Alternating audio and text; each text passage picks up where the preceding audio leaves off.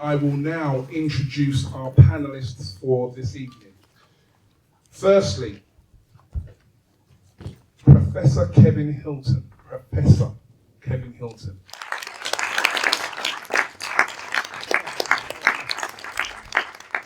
Introducing Michelle Pierre-Carr. Thank you.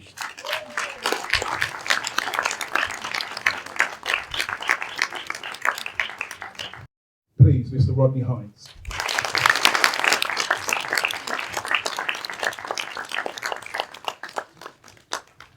Introducing Margaret Adeoye.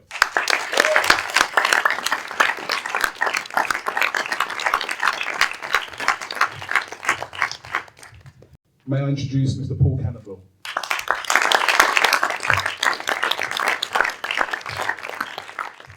What can I say? Christina Ahorogu, MBE.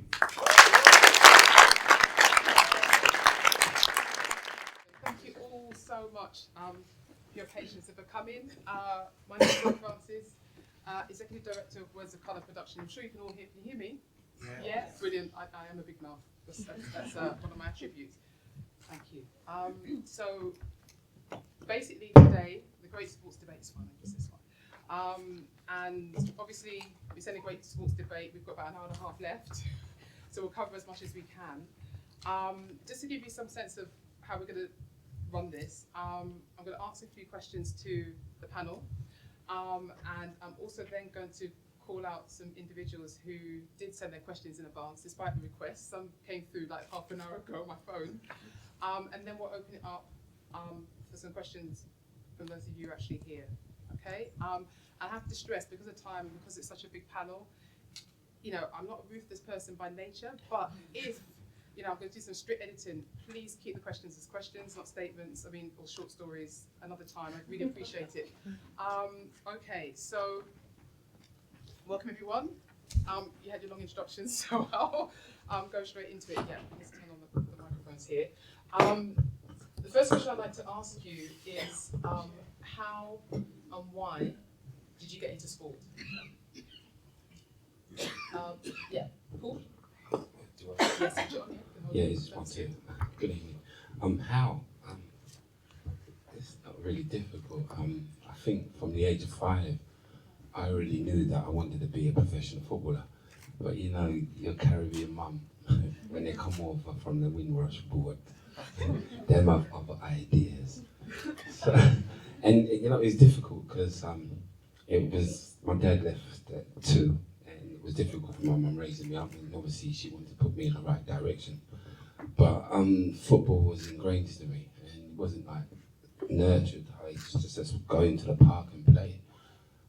Going older, I was local, played in school, played for your Sunday team and Saturday team, and everybody just kept telling you, you're good, you're going to make it. But I never got into the game too late. When I say professionally, I never got to Chelsea at the time, at the age of 20. And it was a case of wanting to be, an apprentice at the age of 16 and 18, but wasn't chosen. So then I had doubts at the time. And it was a really difficult period for me. It was a difficult period at that time in the 90s. So we wanted to go down to Chelsea and have the trials for the first week. Still nobody said nothing. And that's when they called me back the second week. And I signed the forms. And you can imagine, greatest day of my life. And it was a dream come true. So, yeah. Christine? Because you studied, you were a linguistics graduate, so it seems quite far removed from sports. So what was your story? Good evening, everyone. I think my foray into sport began as not formally until I was possibly about 16, but I actually played netball first. I wasn't an athlete from the get-go. I actually played netball, and I played netball from the age of 8 until I changed to track and field, which was 18. But for me, as a kid, sport was just a natural part of my life. I didn't ever want to be a sports person growing up. I never had goals to be an Olympian or be an athlete, or I just wanted to enjoy myself. And school was where sports started. And for me, I just loved doing PE. I loved being in the playground, playing bulldog, and which I think has now been banned. All the things I used to play have now been banned. I think they've banned tag as well and all that. But that's what we did at school. I have an older brother, and subsequently I've got loads of siblings. There's now 8 of us, and for us, being active, running around, playing, that was what we did to kind of keep ourselves busy. So I didn't really have a formal kind of introduction to sport. I just did sport because it's just really what made me happy as a child growing up. Margaret. Hi everyone. My story is a bit different. I started sport at 20. Well, kind of started athletics seriously at 21. Before that, I did it like for my club and stuff, but I wasn't really taking it serious. It was just a bit of fun. And then my uncle passed away when I was 21. And the last conversation we had was, you'd be a really good athlete, so why don't you give it a chance? And then when he did die, I kind of thought, you know what, you only live once, try. So I tried it twice a week, yeah, for like a year, and I actually really enjoyed it. And so yeah, I just kind of carried on from there, and a few years later, and got a medal with Christy. Good evening. My story is obviously a lot different to these people that I've written about and shared some time with. My story started, I think, at home really, where watching sport was the thing, which is obviously what I do now. I just remember watching my dad, watching great athletes like Muhammad Ali, Brazil's football team, etc., etc., and seeing the excitement that would be generated in our house when Ali was fighting, etc. And it gave me a sense that Ali's important, sport's important, and that's never been lost on me. I'm grateful for that because obviously now I'm in the media, which is an interesting side of sport as well.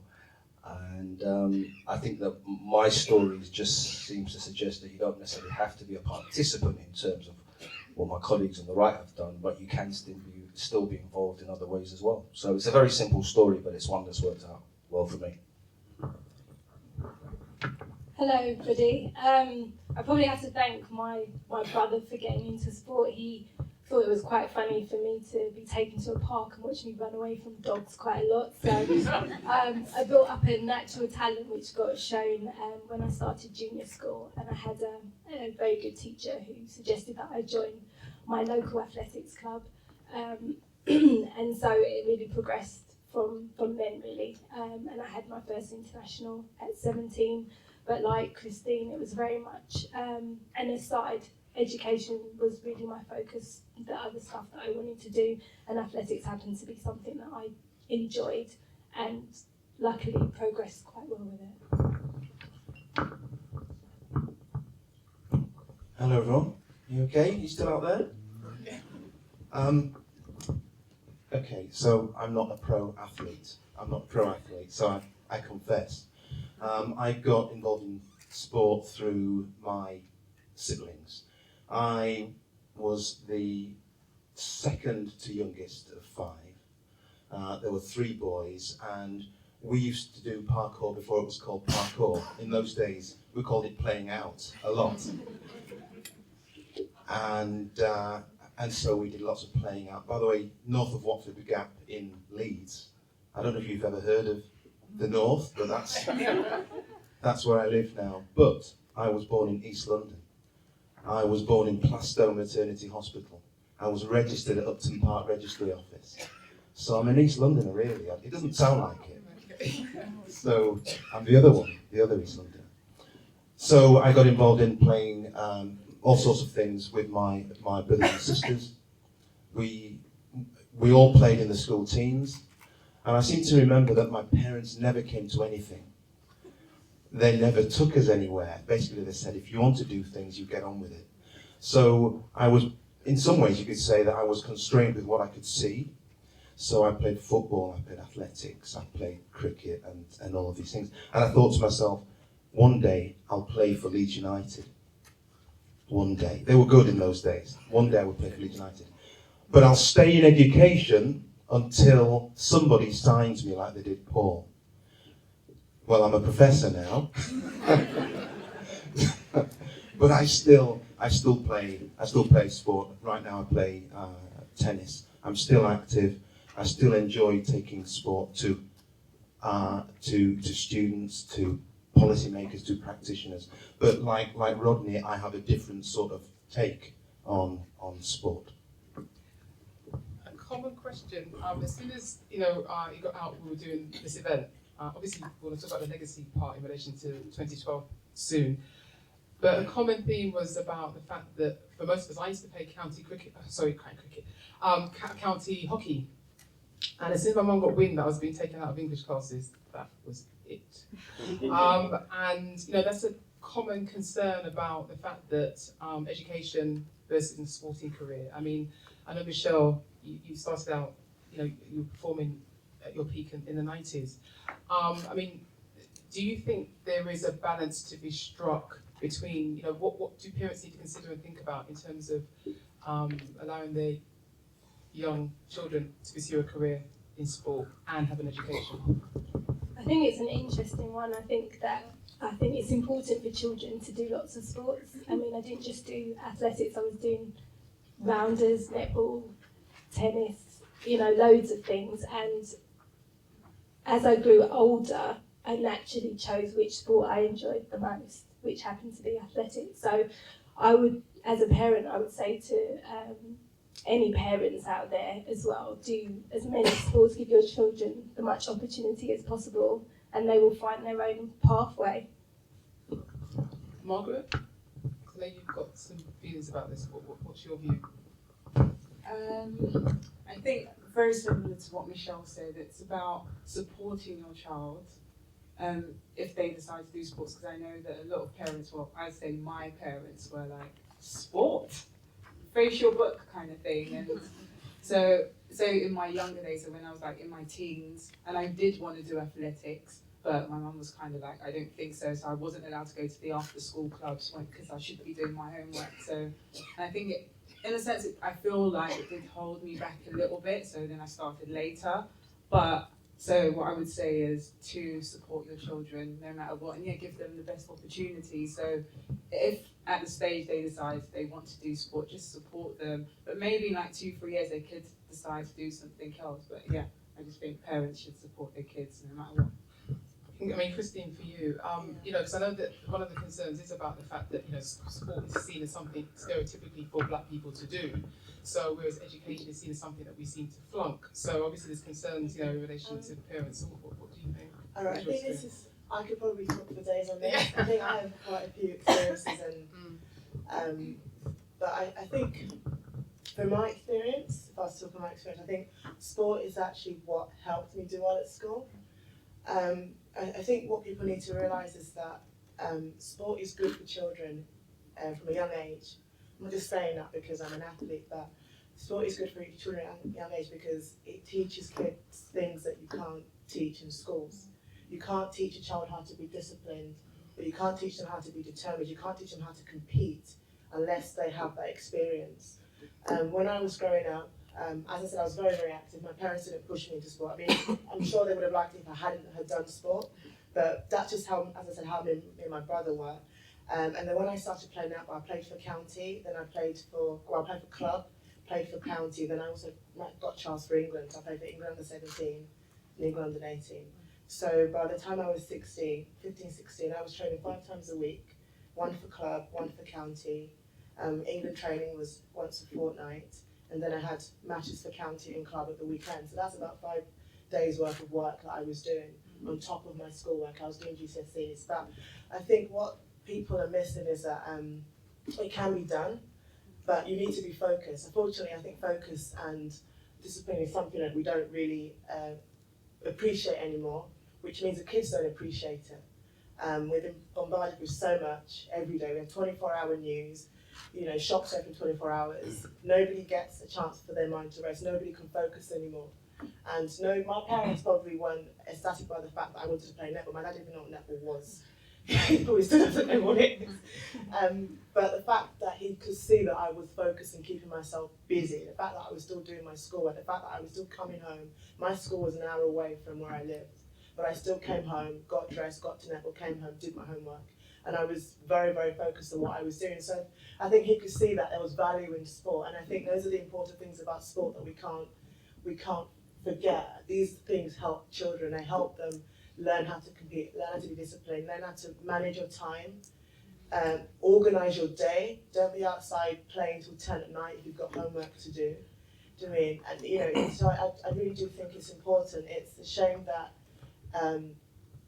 you know, I mean, it's a shame that when I see athletes who can't quite hack the education and they just say, oh, I'm just going to do athletics.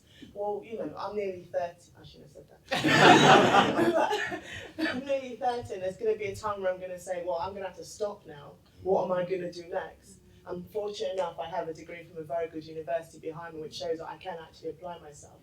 But there are a lot of athletes who don't have that, and they're hanging around in track and field when they really should be retiring because they have no other option. And so it's sad, but our kids are not encouraged to know that they can do both. You just need to be focused. But the thing is, people don't want to be disciplined, they don't want to be focused, they want to just do what they like. So it's up to you, you kind of choose which way you want to go.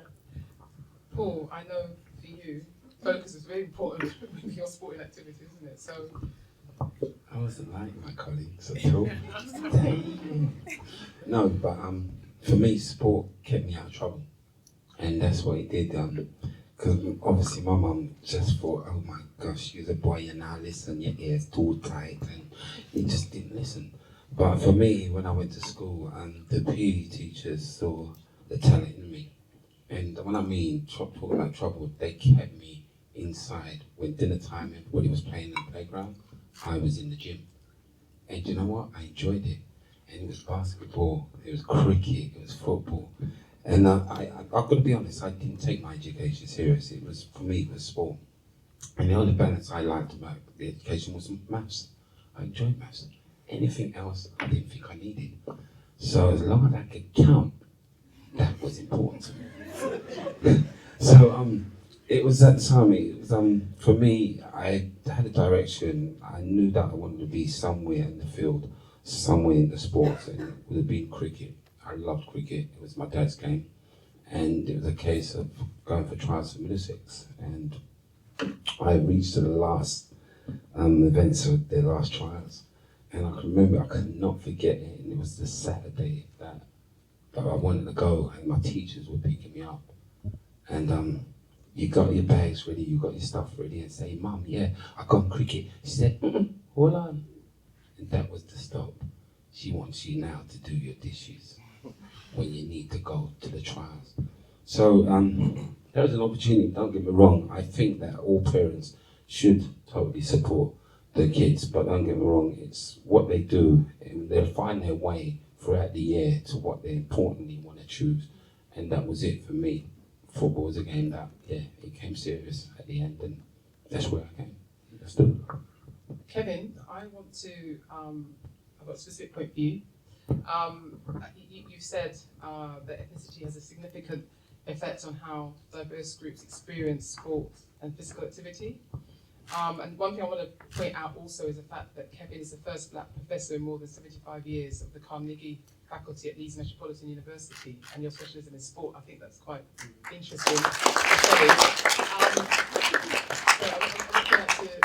to embarrass you. I'm just sort of trying to show a correlation about the fact that you know, we have a long history in terms of sport, but particular types of sport. But can you expand on what you mean by that point about the role that ethnicity plays? Yes. It's a big question, really. I would have liked to have had just a snippet of that question. But this idea of experiencing sport differently. Let me give you an example. We've done research for a number of different governing bodies, and we did one piece of research a few years ago for Kick It Out into the nature and extent of racism in grassroots football, which is where most people experience their sport outside of the professional game. And we spoke to Asian, African, Caribbean, and white players in West Yorkshire, which the West Riding County Football Association region is a good cross section of the country. Anyway, what we found was that the Asian and African Caribbean players or experienced racism, either physical or verbal. The white players hadn't experienced racism, whether it's physical or verbal. So in terms of that experience, that was pretty significant in terms of how those players experienced their football. But then we looked at the findings more critically and we flipped it, and we got a sense that there were some things that the white players kind of took for granted. They took for granted the fact that, when they went to disciplinaries. Paul, did you ever go to disciplinary committees? A few of them, yeah.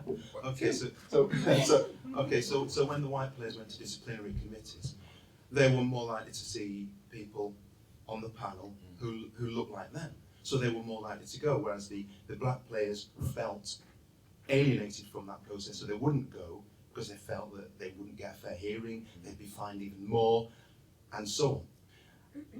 When they went to awards dinners at the end of the year, often the black players didn't really want to go, and by that I mean the African Caribbean and the Asian players didn't really want to go because they felt that the food wouldn't reflect their culinary preferences.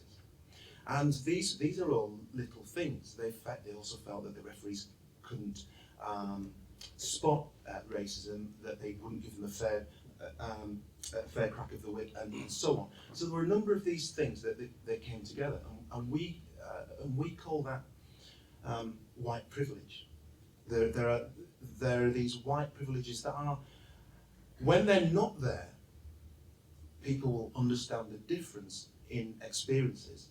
So white people can recognise them, but black people know they haven't got them and will often self-police themselves away from certain situations.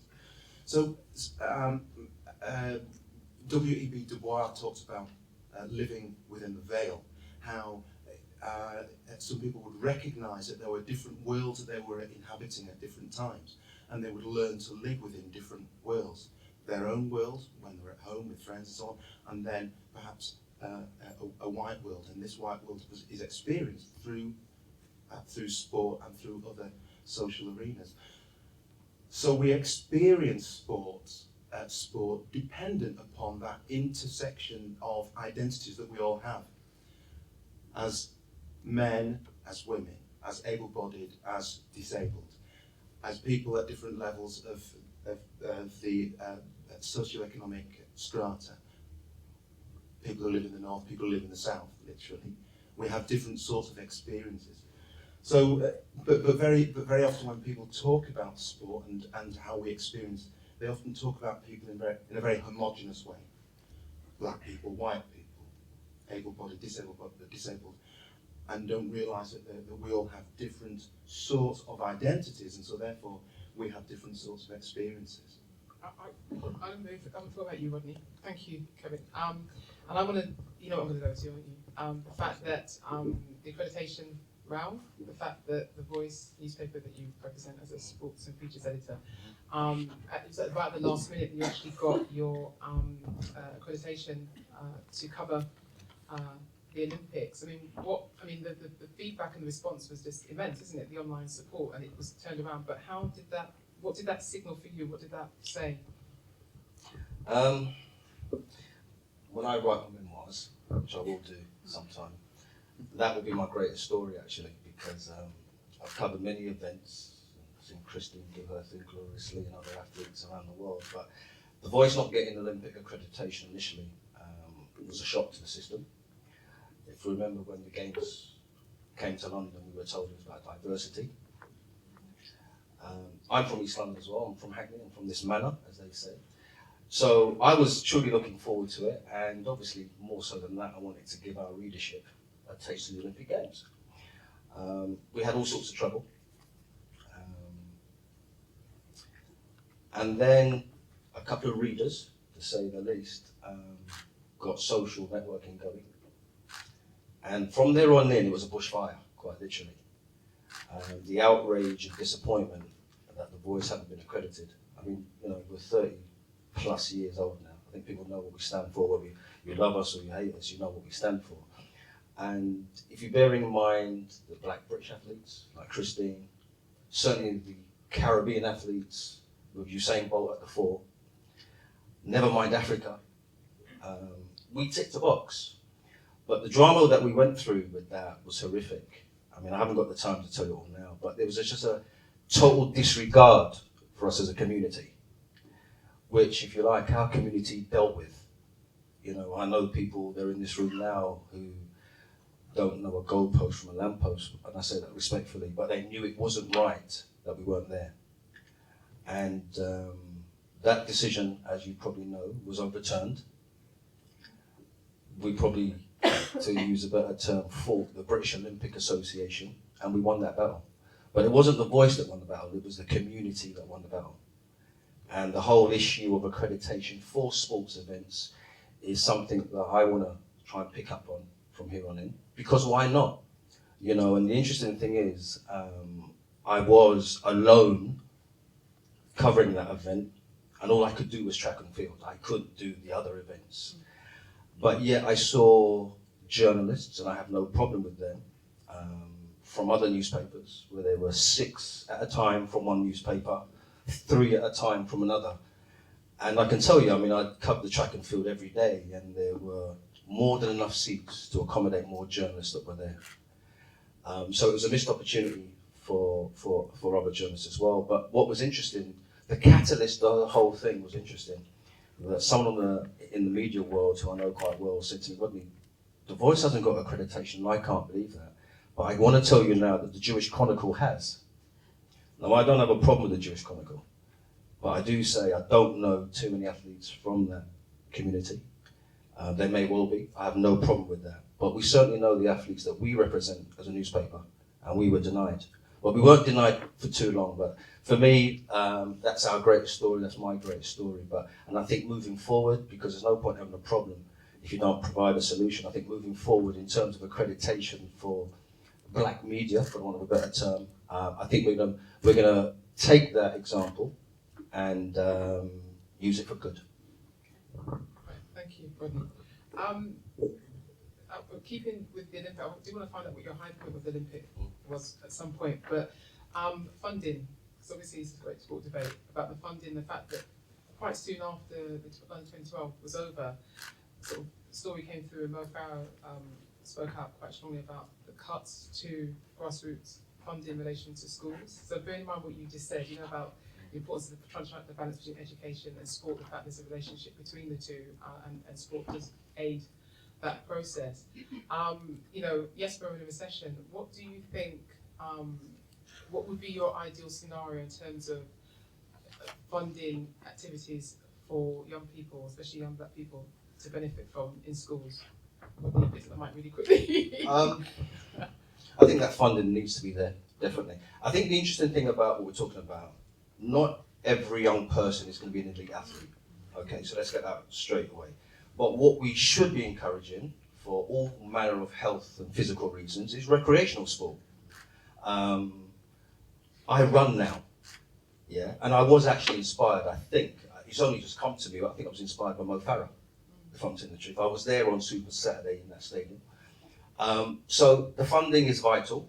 I come from Hackney and I look around and I drive and I see places where I and other people would have played sport years ago, and it's not there anymore. It's probably a studio flat now or a nice bistro restaurant. And that's fantastic if you frequent that, but it means that a young person can't now do their thing. And I'm not saying that young person is going to be an elite athlete, but just on the recreational side, the young people, the mature people, whatever you like, need to be able to go somewhere. So Mo was totally correct in what he said, but I don't know if anyone's listening. Because the more I drive around certain places, you see, you know, what was a tennis court, which is a rarity anyway, is now a block of flats or something like that. And it will catch up, because if you think about it in terms of what the media presents, you hear of all sorts of trouble now in terms of people and their health, whether it be obesity or strokes, diabetes, and yet you look at the solutions to those things that I've mentioned, and 9 times out of 10 they say exercise is the way to deal with it. So in a way, you know, we're really literally killing ourselves if this funding for sport and recreation, isn't there? Okay, there's a big, yeah, do you agree? Okay. Yeah, I think the problem with sport in the country is that its funding of sport is discretionary. So we're going to get a range of provision right across the country. And I don't know what it's like in this neck of the woods, but just about everywhere I look in terms of local authorities, there have been swinging cuts. Yeah, lots of departments being cut right down to the bone, and sport is right in the middle of that.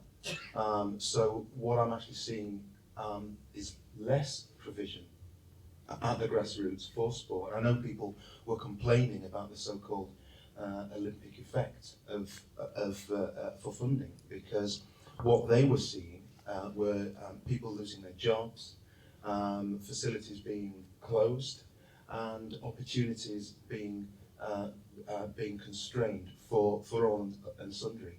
So yes, we should have those opportunities. Not everybody may want to take them on, but I haven't seen that Olympic effect come into being.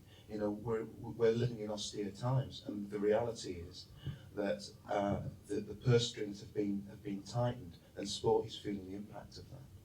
Thank you. Certain sports that athletes seem to excel in, and you know, and certain speed-based sports and power sports, but other sports, you know, don't seem to have us present, like cycling and rowing, even to some degree, isn't it? Because it was very white middle class sport. So, like you said, you know, what's the restriction? Is it to do with us, or is it to do with the actual sport itself, or sporting industry itself? Who wants to answer that, Margaret? I think it's probably to do with costs and finances. With track and field, it's kind of easy to get involved. Sometimes you don't even need a pair of trainers. You can just run in your bare feet or things like that. But with like cycling, you need to use the velodrome, and it's just really expensive. So I think with a lot of, let's say, black people, it's the cost. Even like, it's almost free with education because you go to school, it's for free. But then when you think about the cost of having a bike and all the equipment that comes with it, the parents are kind of thinking, yeah, when you finish your education, you can afford all that yourself, kind of thing. So I think the cost is a big part of why we're probably not excelling in that sport or anything else other than like track and field and football and stuff.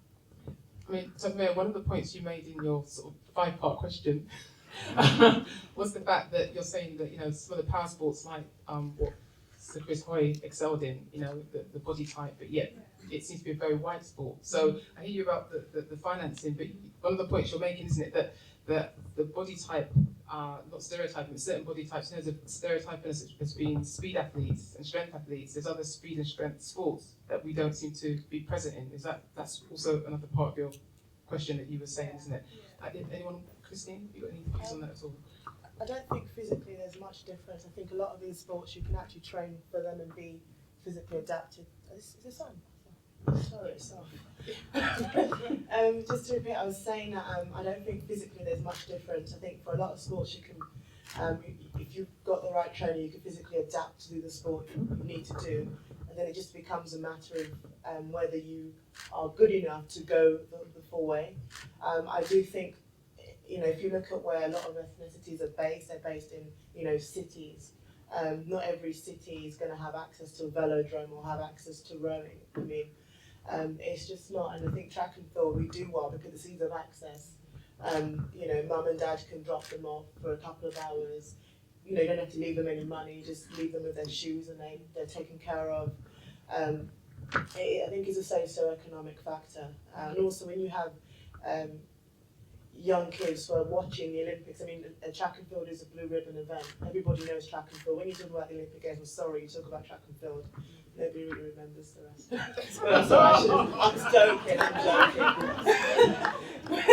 I'm joking. But track and field is a blue ribbon event. And when you have young kids watching... that bit out.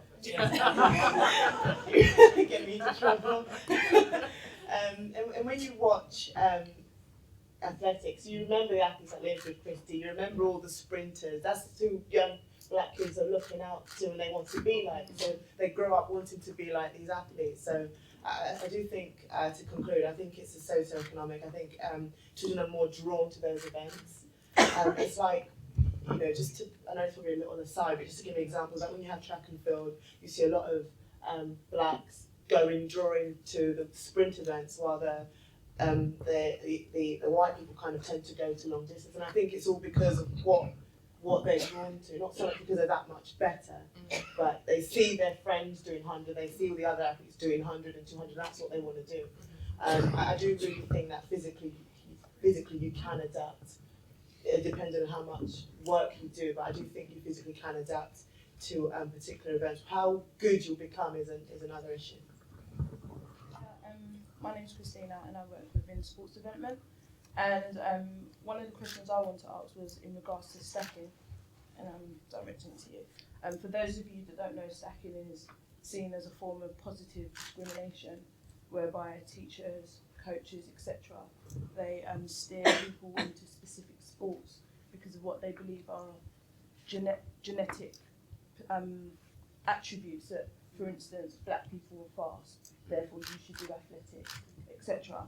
And I want to know what you think, if you think stacking has a big effect on young black people, black and Asian people, and how you think that can affect other aspects of their lives.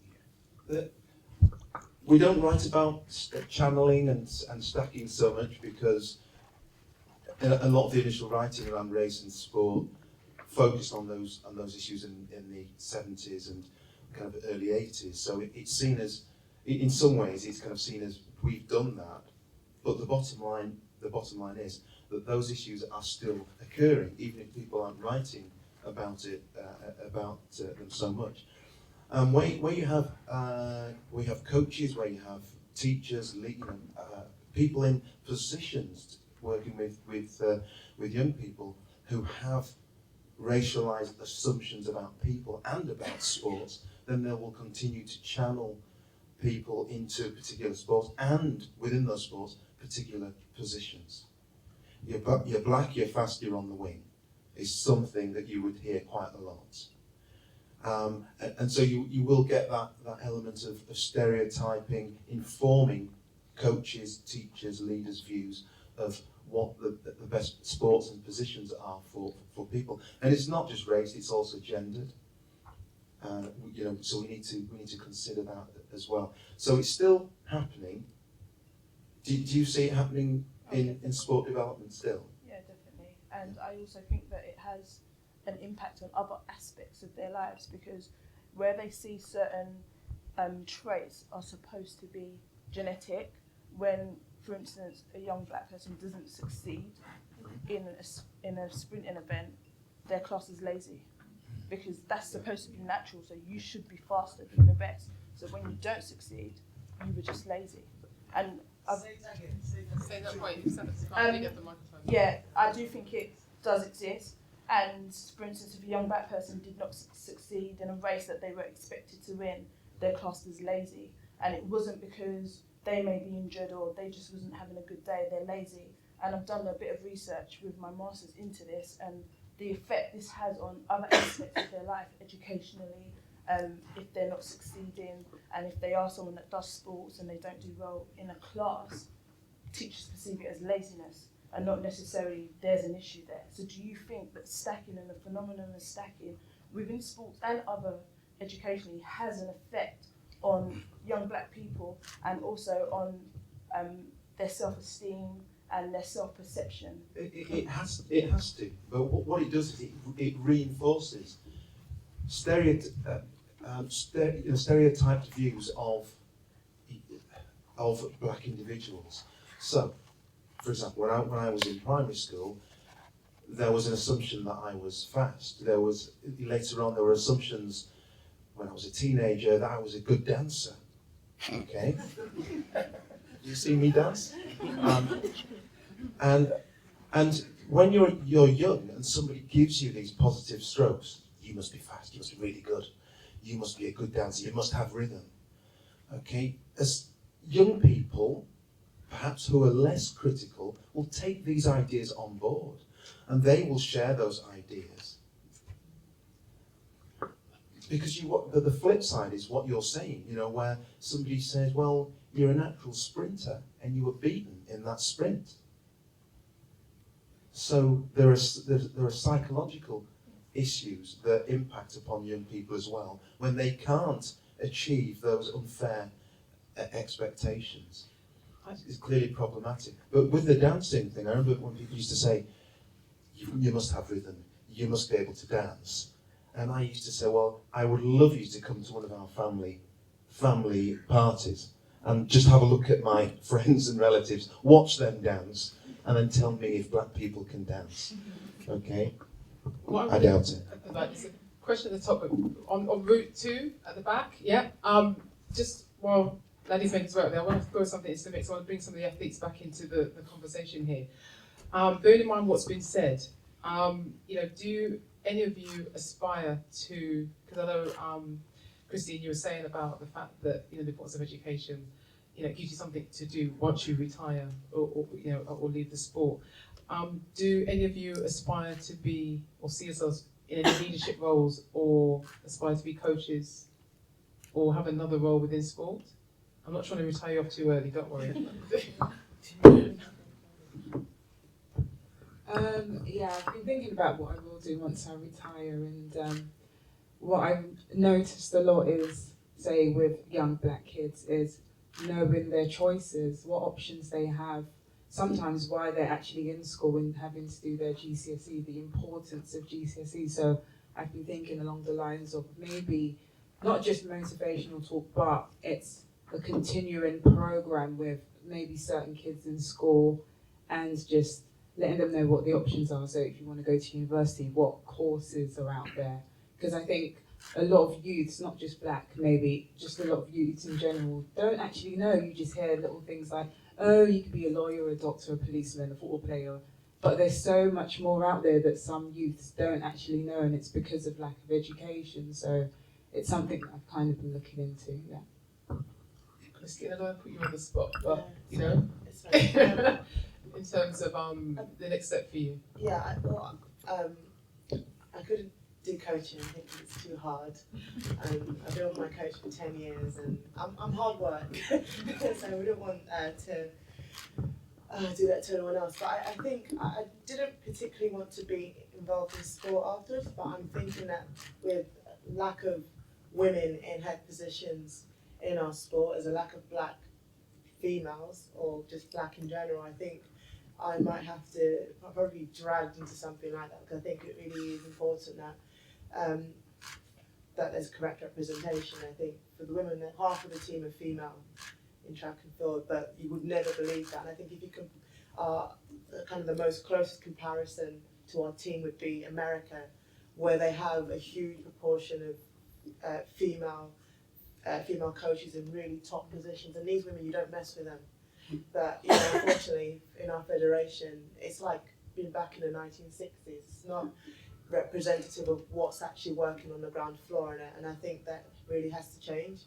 So I speculate, but I probably will have to be involved in changing that, because I think for a lot of the youngsters growing up, they don't feel confident in our leadership so much. And I think it will be good for them to see someone that they can aspire to and try and be like. It will be good for females to see female in harvest and say, I can do that one day. I can go out and lead a really big team, because our teams are big, 70 plus sometimes of people. So it would be really inspirational for the young females to see some strong women in strong positions in our federation, and not just probably track and field, but I think possibly a lot of the other sports are not represented correctly. And we're trying to talk about getting women involved in sport, but how can you talk about getting women in sport if it's just men telling women to get into sport? It doesn't quite ring the same bell. We need women who are in high positions saying, you know what, come into this sport, we'll look after you, we'll encourage you, we'll motivate you. I forgot the question. You're going to be dragged into a role that's significant. Yeah, Michelle, I want to bring you in quickly before we take 3 final questions. You haven't been forgotten, but you moved initially into sports journalism. Now you're a wedding planner. So the fact that there is a career even beyond, sports anyway. So, what influenced your decision? Well, I wanted to always be a journalist, actually, and it was political journalism that I wanted to do. And while I was doing my postgraduate in broadcast journalism, we had to go off and do a work placement, and my tutor had said, well, you're in athletics at the moment, you're going to be a great help to a sports department. And so I went to Radio 5 Live, and that essentially how my sports journalism career started. Being on the team and offering articles to The Voice and The New Nation and various other places while I was actually competing helped my career. And going back to what you were saying before, I was like the only black woman who worked at Sports 24 because I worked in television for a very long time. Probably the only one that did. I don't know anyone who's been there since. So for me, it was great, but I had the ceiling too, and I think I got to the point where I really wanted to progress further, and I couldn't, and I decided to do something else. And that's hence why I started my own business. I wanted to give back to my community. I wanted to help utilise the talent that's in Jamaica, and I carved another role for myself. All right, so there's help us. So thanks to the panel. Thank you for your time and for coming.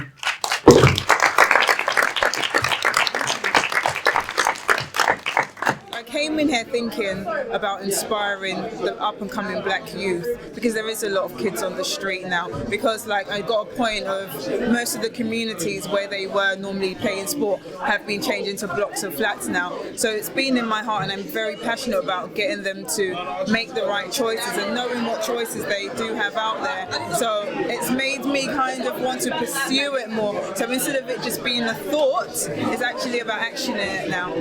It's that a community really wants to know what's happening and how we can go further and how we could help. And the individuals like ourselves that are in the profession or ex-players or former players can help by giving them a direction and giving them our input. So it is most important. I'm loving these kind of discussions, and hopefully we'll be invited for more. Right, I've never been to an event like this. I've never sat and discussed black issues, and I think for me it's always been something that I couldn't quite discuss openly because, you know, I'm black British, but people probably see me more as being British, so I can't talk about black issues. And it was really good to come here and really kind of expose what's really going on, and I could be honest and not have to watch what I was saying, which is what I usually have to do when I speak to journalists. I don't want to say anything that's too black or that's all.